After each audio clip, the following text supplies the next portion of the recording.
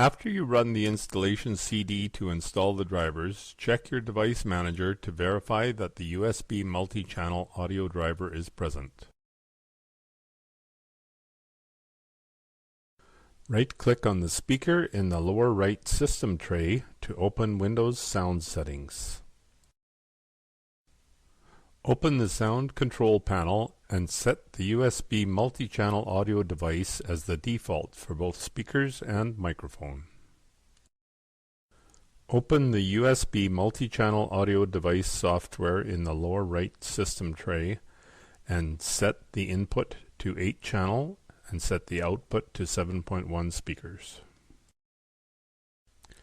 Test your speakers by clicking on each speaker in the output device window, or you can test each speaker set individually by inserting standard headphones into each of the output jacks as you see in the video.